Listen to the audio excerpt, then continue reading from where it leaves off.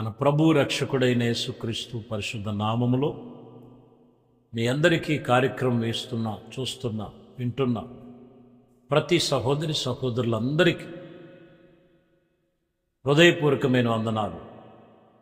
మీరే కాదు, మీరితో పాటు ఇంకా ఇతరులకు కూడా ఈ వాక్యములు పంపండి, షేర్ చేయండి. దేవుని మాటలు ఇవి. విందాం పరిశుద్ధమైన మాటలు. ఎఫెసీ పత్రిక 5వ అధ్యాయం 15వ వచనం. దినములు చెడ్డవి గనుక మీరు సమయమును పోనివ్వక సద్వినియోగం చేసుకొనుచు జాగ్రత్తగా ఉండండి. ఇక్కడ మీరు గమనిస్తే మొదటిగా ఇప్పుడు చూస్తున్న జనరేషన్ చెడ్డవి. దినములు చెడ్డవి గనుక సమయమును పోనివ్వక సద్వినియోగం చేసుకొనొచ్చు. 16లో అజ్ఞానుల వలె కాక జ్ఞానుల వలె నడుచుకొనుటకు జాగ్రత్తగా చూసుకోండి. మూలవాక్యం ఏం చెప్తుందంటే జాగ్రత్త. నీ కుటుంబ విషయంలో జాగ్రత్త, నీ ఆత్మీయ విషయంలో జాగ్రత్త, నువ్వు దేవునితో నడిచే విషయంలో జాగ్రత్త. లోకములో ఎలా ఉన్నది అని అంటే దినములు చెడ్డవి, రకరకాలైన పరిస్థితులు కనపడుతున్నాయి. వాటి విషయంలో మీరు జాగ్రత్త కలిగి అజ్ఞానుల వలె ఉండొద్దు, జ్ఞానముగా నడుచుకోండి. జాగ్రత్త తీసుకోవలసిన జాగ్రత్త. మీ పిల్లలు ఎలా ఉన్నారు? ఏ సహవాసాలకు ఇష్టపడుతున్నారు? దేవుని సహవాసములో ఉంచుతున్నారు? మీరు మీ కుటుంబము దేవుని సహవాసములో ఉన్నారా, లేకపోతే లోక స్నేహముతో ఉన్నారా? ఒకసారి జాగ్రత్త కలిగి ఆలోచన చేయాల్సిన వారమై ఉన్నాం. జాగ్రత్త. మత్తయి సువార్తలో 26వ అధ్యాయం 41వ వచనం. మీరు శోధనలోనికి ప్రవేశించుకున్నట్లు మెలకువగా ఉండి ప్రార్థన చేయుడి. ఆత్మ సిద్ధమే గాని శరీరము బలహీనమై ఉన్నదని పేతురుతో చెప్పి. ఇక్కడ మనకందరికీ తెలుసు, వీళ్ళల్లో ఒక అజాగ్రత్త ఏం చేస్తుందంటే శరీర బలహీనం. ప్రభు చెప్పారు, మీరు శోధనలో పడకుండా జాగ్రత్తగా ఉండమని ప్రభు చెప్పారు. చాలామంది జీవితంలో కూడా ప్రార్థనకి వెళ్తూ ఉంటారు, కానీ ఆ ప్రార్థన యందు పట్టుదల కలిగిన ప్రార్థన, ఎక్కడ ఏ ప్రార్థన చేయాలి, ఏ ప్రార్థనలో మనం ఉండాలి, ఆ ప్రార్థన విషయంలో మనం తీసుకోవలసిన జాగ్రత్తలు, అది లేకపోవటం వలన ఆత్మ ఏమైపోతుందంటే సిద్ధముగా ఉన్నది కానీ శరీరం బలహీనమైపోయింది. అంటే ప్రార్థనలో అజాగ్రత్త.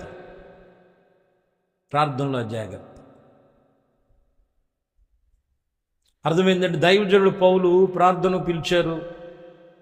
పైన మిద్దె మీద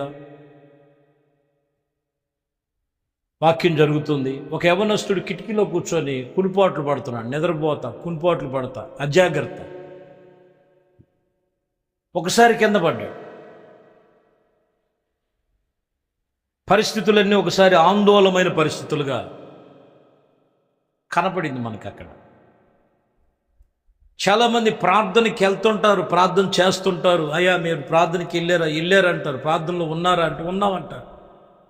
తీసుకోవలసిన జాగ్రత్తలు తీసుకోండి. జాగ్రత్త. ప్రార్థనకి వెళ్ళేవాళ్ళు, ప్రార్థన చేసేవాళ్ళు జాగ్రత్త. మత్తయి సువార్త 10వ అధ్యాయం 17వ వచనం. మనుషులను గురించి జాగ్రత్త పడుడి. చూసారా, 3వ విషయం చెప్తున్నా. మనుషుల విషయంలో జాగ్రత్త పడుడి. ఏ మనుషుల్ని నమ్మే రోజులు కాదు. స్వార్థపూర్వకంతో ఉన్న రోజుది. ఎవడు స్వార్థం వాడిదే, ఎవడు బలహీనతలు వాడే. మనుషుల్ని గుడ్డిగా నమ్మేసి దైవికమైన దేవుని వాక్యాన్ని పక్కన పెట్టి జాగ్రత్త లేకుండా, భక్తి విషయంలో జాగ్రత్త లేకుండా, ప్రార్థన విషయంలో జాగ్రత్త లేకుండా గుడ్డిగా పర్వాలేదండి వీళ్ళు ప్రార్థనోళ్ళే, వీళ్ళు దేవుడు నమ్ముకున్నోళ్ళే అని చెప్పి కొన్ని విషయాల్లో మీరు మనుషుల నిమిత్తము అక్కడ అంటాడు జాగ్రత్త పడుడి. మనుషులను గురించి జాగ్రత్తగా ఉండండి. వారు మిమ్మల్ని మహాసభలకు అప్పగించి తమ సమాజ మందిరములో మిమ్మల్ని కొరడాలతో కొట్టించటానికి అప్పగిస్తారు. జాగ్రత్త. సంఘములో ఉన్నవాళ్ళు, అర్థమైందండి? లేకపోతే ఇంకా మనం చూస్తే కొందరు మనుషుల విషయములో గుడ్డిగా నమ్మేసి చాలా జాగ్రత్త. మహాసభకు అప్పగించుతారు. వారు సమాజ మందిరములో మిమ్మల్ని కొరడాలతో కొట్టించుతారు. కాబట్టి దేవుడి విషయంలో మనం జాగ్రత్తగా ఉన్నామంటే మనుషులను కాదు మనం డిఫెండ్ అవ్వాల్సింది దేవుని వాక్యము. దేవుడు నియమించబడినటువంటి సర్వశక్తి కలిగిన దేవుని వాక్యాన్ని మనం అనుసరించి ప్రభు మీద మనం ఆనుకొని జాగ్రత్తగా జీవించవలసిన రోజులు ఇవి. గమనించండి. లూకాసు వార్త 12వ అధ్యాయం 1వ వచనం, అతనిలో నొకడు కొంతకాలమున్నట్లు కోతకాలమును వేల కొలది జనులు కూడుకున్నప్పుడు ఆయన తన శిష్యులతో మొదట ఇట్లా చెప్పసాగి, ఇదిగో వేషధారి అనే పులియని పిండిని గురించి జాగ్రత్త పడండి అంటాడు. చివరి మాట, వేషధారిని అనేటువంటి పులియని పిండిని గురించి జాగ్రత్త పడండి. అంటే కొంతమంది పైకి కనిపించినంత భక్తి లోపల ఉండదు. దీన్ని ఏమంటారంటే వేషధారిని కలిగిన పులిసిన పిండి. కొందరు సంఘానికి వచ్చేటువంటి విశ్వాసుల్లో కూడా ఈ పులిసిన పిండి ఉంటుంది, వేషధారిని. కొంతమంది మేము సేవకులమే అని చెప్పుకున్న వాళ్ళల్లో కూడా ఈ యొక్క పులిసిన పిండి ఉంటుంది. అందుకనే మనుషుల విషయంలో జాగ్రత్త. కొంతమందిని చూడండి, మనం దేవుడు ప్రేమతో వెళ్ళిపోతుంటాం, దేవుడు ప్రేమ చూపిస్తూ ఉంటాం. కానీ దేవుడు ప్రేమ వాళ్ళకి ఎలా ఉంటుందంటే కొంతమంది చేతగాని వారుగా ఉంటుంది. మనం చూపించేటువంటి దేవుని ప్రేమ వీళ్ళు సరిగా స్వీకరిస్తున్నారా, లేకపోతే వీళ్ళలో వేషధారణ ఉందా గుర్తుపట్టాలి. అదే పులిసిన పిండిని గురించి జాగ్రత్త పడమంటారు. దాన్ని ఏమంటారంటే వేషధారిని అంటే ఎలా ఉంటుంది చూసారండి? ఏదైనా అవసరం ఉందండి, అయ్యగారు మీ అంత గొప్పవాళ్ళు లేరండి, మీ అంత అసలు మీరు అంత అసలు అబ్బో ఇక పొగిడేరా జాగ్రత్త. నీ అవసరం తీరిపోయిన తర్వాత ఆయన ఎవరో మాకు తెలియదు అన్నట్టుగా ఎంతమందిని చూసుకుంటూ వస్తున్నారు. వీళ్ళు దేవుడు సేవకులని చెప్తారు. వేషధారిని. ఎంతోమంది విశ్వాసులు దేవుని ప్రేమ చూపించి కొందరు అందరు కాదండి, కొందరు అవసరమైనప్పుడు అమ్మో ఇంకేం లేదు, మా పాస్టర్ గారు అంత గొప్పోళ్ళు లేదు. అవసరం తీరిపోయిన తర్వాత ఈయనెవరో మాకెందుకు. దేవుడు కార్యాలు చేస్తుంటే, సంఘంలో జరుగుతూ ఉంటే వెనక్కెళ్ళి వీళ్ళ మీద కొండెములాడటం, వీళ్ళ మీద అబద్ధాలు చెప్పటం, వీళ్ళ మీద లేనిపోయిన మాటలు నిందలు మోపటం, వేషధారిని వలె ఆ మనుషుల విషయంలో జాగ్రత్త కలుగు. అందుకని వాక్యం చెప్తున్నమాట, మనం దేవుడి విషయంలో జాగ్రత్తగా మనం నడుచుకోవాల్సిన వారమై ఉన్నాం. మరొక మాట మనం చదువుదాం. లూకాసు వార్త 21వ అధ్యాయం 34వ వచనం, మీ హృదయములు ఒకవేళ తిండి వలనైనను మత్తు వలనైనను ఐవిక విచారాలవైనను మందముగా ఉన్నదేమో, ఆ దినములు అకస్మాత్తుగా మీ మీదకు వచ్చినట్లుగా రాకుండా మీ విషయములో మీరు జాగ్రత్తగా ఉండండి. ఏ విషయములోనంట? మీ హృదయములు ఒకవేళ ఆదివారం బాగా జరిగింది ప్రార్థనలు, వారం మొత్తం ఏంటంటే కొంతమందికి ఎలా ఉంటుంది కొంతమంది చూడండి, ఆదివారం కనపడతారు, ఇక తర్వాత మనం చూస్తే ఎలా ఉంటుందంటే వాళ్ళ హృదయములో తిండి వలనైనను, మత్తు వలనైనను, ఐవిక విచారాల వలనైనను వాళ్ళు ఏమై ఉన్నారంటే మాందులు కాక మత్తుగా ఉంటారు. ఏం పర్లేదులే, తింటాకుంది, ఉంటాకున్నాయి, చెప్పుకుంటాకున్నాయి, ఎన్నో ఉన్నాయి అని చెబుతూ వీళ్ళు అజాగ్రత్తగా ఉంటారు. ఏం పర్లేదు, అదో రకమైన మత్తు ఇది. ఆ దినము అకస్మాత్తుగా మీ మీదకి ఉరి వచ్చినట్లుగా రాకుండానట్లు మీ విషయములో మీరు జాగ్రత్తగా ఉండండి. ఏ పరిస్థితులను చూసి నమ్మదగిన సత్యాలు కాదు. దేవుడి వాక్యంతో ఎప్పుడు షార్ప్గా ఉన్నాడు. అందుకని అంటాడు, పాము వలె మీరు వివేకము కలిగి ఉండండి. షార్ప్, చాలా జాగ్రత్తగా గమనించాలి. జాగ్రత్త జాగ్రత్త జాగ్రత్త. అన్నీ ఉన్నాయిలే, పర్వాలేదులే, నాకు ఇచ్చింది ఇదే చాలులే, నాకు ఇచ్చింది ఇంతే చాలులే. ఇచ్చిన దాన్ని బట్టి కొంతమరకు చూడండి, కొన్నిసార్లు మీరు చూస్తే దాన్ని బట్టి వీళ్ళు మాందులుగా ఉంటారు. పర్వాలేదులే, అన్నీ జరిగిపోతున్నాయి, ఆత్మల భారం ఏముంది, ఉపవాస ప్రార్థనలు ఏమున్నాయి, కన్నీరు ప్రార్థనలు ఏమున్నాయి, ఏం పర్వాలేదు, అన్నీ జరిగిపోతున్నాయి. వాళ్ళ బాధలు పడతారు, మన బాధ మనం పడదాం. జాగ్రత్త, ప్రభు రాకడా సిద్ధముగా ఉన్నది. సమయమును పోనివ్వక సద్వినియోగం చేసుకున్నటకు అజ్ఞానుల వలె కాక జ్ఞానులుగా ఉండటకు మీరు జాగ్రత్త కలిగి ఉండండి. జ్ఞానులుగా ఉండటానికి జాగ్రత్తగా ఉండండి.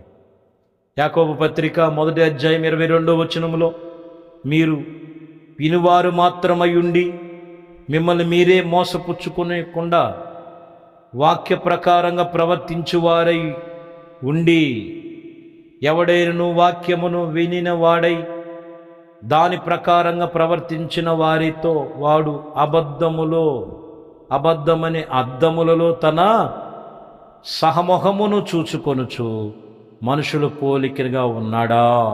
మీరు చూసుకోండి. మీరు వినేవారు మాత్రమే కాక మిమ్మల్ని మీరు మోసపుచ్చుకోకున్నట్లుగా వాక్య ప్రకారంగా ప్రవర్తించాలి. వాక్యం అనే అర్థం ఎదుట మన ప్రవర్తన ఎలా ఉంది, మన నడవడి ఎలా ఉంది, మన పరిస్థితులు ఎలా ఉంది, జాగ్రత్త. ఎదుటివాడికి బోధిస్తున్నావు, ఎన్నో సంగతులు చెప్తున్నావు, నేను ఎలా ఉన్నా? ఎదుటివాడికి చాలామందికి నీతి గురించి చెప్తుంటారు, ఆ నీతి నీ దగ్గర ఉందా? ఎదుటివాడికి దేవుని గురించి ఎన్నో విషయాలు చెప్తుంటారు, ఆ వాక్యం అనే అద్దము దగ్గరికి వచ్చిన తర్వాత నీ నిలువుటద్ది అనేటువంటి ఆ వాక్యం అనే అద్దము దగ్గర లోపము లేని వారముగా దేవుని దృష్టిలో మనము మంచి ప్రవర్తన కలిగి కనబడాలని వాక్యం చెప్తున్న మాట. దేవునికి స్తోత్రం కలుగునగాక. కాబట్టి ప్రియమైన దేవుని బిడ్డలారా, వాక్యం చెప్తున్నటువంటి విషయంలో ఎందుకనంటే ఆత్మ సంబంధమైన విషయాలు ప్రభు చెప్తుంది. జాగ్రత్తగా ఉండు. చివరికి ఒక మాట, మత్తయి సువార్త 7వ అధ్యాయం 15వ వచనం, అబద్ధ ప్రవర్తన గురించి జాగ్రత్త పడుడి. వారు గొర్రెబొచ్చును ఇదిగో వేసుకొని మీ ఎదుట పొత్తురు, కానీ లోపల వారు ఘోరమైనటువంటి తోడేళ్ళ స్వభావం గలవారు. కాబట్టి అబద్ధ ప్రవర్తన గురించి జాగ్రత్త పడండి. దేవుడు ప్రతి విషయంలో మీరు ఈరోజు చెప్తున్న మాట, సమయము చాలా జాగ్రత్త. రెండోది మనం గమనించాలి, ప్రార్థన విషయంలో జాగ్రత్త. మూడోది దేవుని వాక్యం చెప్తున్నటువంటి విషయంలో, ఇదిగో లేఖనం చెప్తున్న మనుషుల విషయంలో మీరు జాగ్రత్త కలిగి ఉండండి. మీ హృదయములు అన్ని విషయములో మీరు ఏ విషయంలో కూడా మత్తులు కాకుండా దేవుడి విషయంలో చాలా జాగ్రత్త. ఇదిగో మీరు వినువారే మాత్రమే కాదు, వినన వాక్యమును బట్టి మీరు సరిచేసుకునే విషయంలో జాగ్రత్త. చివరిగా చెప్తున్న మాటలో మీరు గమనించినట్లయితే, ఇదిగో మీరు అబద్ధ ప్రవర్తనల గురించి మీరు జాగ్రత్త పడండి. అట్టి విషయంలో దేవుడు మిమ్మల్ని అన్ని విషయాల్లో కృప చూపించి నడిపించి కార్యములన్నీ కూడా సఫలపరిచి దీవించి నడిపించునుగాక. ఆమేన్. ప్రార్థన చేద్దాం. పరిశుద్ధుడా, ప్రేమ కలిగిన తండ్రి, దయగలిగిన మా ప్రభువా, మీ శ్రేష్టమైన అతి పరిశుద్ధ నామమును బట్టి మీకు స్తోత్రాలు చెల్లిస్తూ, మీ కృపా దయా సంకల్పమును బట్టి ఇదిగో నాయన, మరి ఉదయకాలము మీ వాక్యం విని తీసుకోవలసిన జాగ్రత్తలు నాయన అయా వాక్యము విషయములో, సమయము విషయములో, ప్రార్థన విషయములో, అయా వాక్యం అనేటువంటి హృదయములో, ఏ విషయములో, మనుషుల విషయములో, ఇదిగో నేను నా ప్రభు లోకములో వినబడుతున్న అబద్ధమైన మాటల విషయములో మీరు జాగ్రత్త కలిగి ఉండమని చెప్తున్నాం. అజాగ్రత్తగా ఉండక ప్రతి ఒక్కరూ ఆత్మ సిద్ధపరచబడి జాగ్రత్త కలిగి ఆత్మీయ విషయములో పరిపూర్ణమైన పరిశుద్ధతలో నిలిచే కృపలో స్థిరపరిచి సహాయం చేసి మహిమపరచు. సర్వమహిమ ఘనత ప్రభావాలు మీకే యేసుక్రీస్తు పరిశుద్ధ నామము ప్రార్థించి వేడుకొనుచున్నాము తండ్రి. ఆమేన్. దేవుడు మిమ్మల్ని దీవించి ఆశీర్వదించును గాక. ఆమేన్. దేవునిలో వచ్చిన పరిశుద్ధ గ్రంథం